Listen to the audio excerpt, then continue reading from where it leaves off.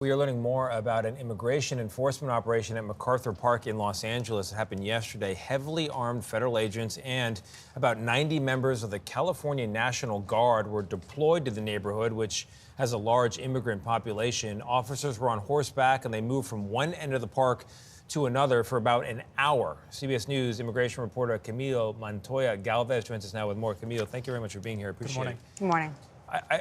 I've read some claims that there's MS-13 ties to this park, and then other people say, no, it's just a park people enjoy. What's going on with this operation? Well, this was really, at its core, a show of force by the Trump administration. The operation involved agents from Customs and Border Protection, ICE, and other agencies whose members had been deputized by the Trump administration as federal immigration officers, like the DEA, the Drug Enforcement Administration. And they were joined by members of the National Guard, yes, but they are there to protect the ICE agents, the Border Patrol agents who are conducting the immigration arrests, not to apprehend and intercept undocumented individuals. They were deployed by President Trump back in June against the wishes of California Governor Gavin Newsom.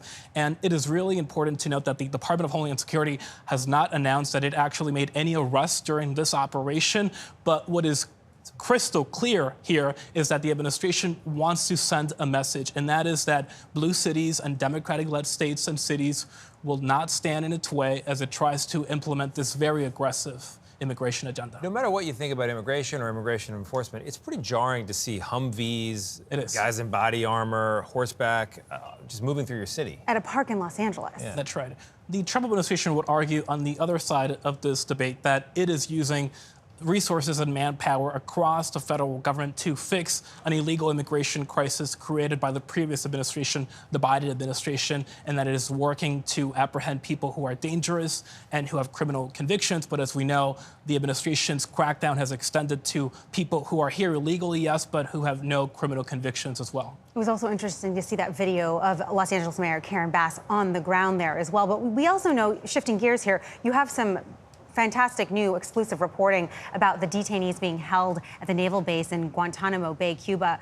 What can you tell us about what you're learning right now? Well, we can now report that Guantanamo Bay is now housing immigration detainees from 26 different countries and 6 continents at those facilities at that military base. That is a big change because initially the Trump administration was using that military complex to mainly house Spanish-speaking migrants from Latin America who were awaiting deportation. Now the detainees include people from Europe, countries like the United Kingdom and Romania, African countries like Liberia and Nigeria, and even Asian countries like China and India. And so the administration is trying to project that its immigration crackdown is stretching across nationalities.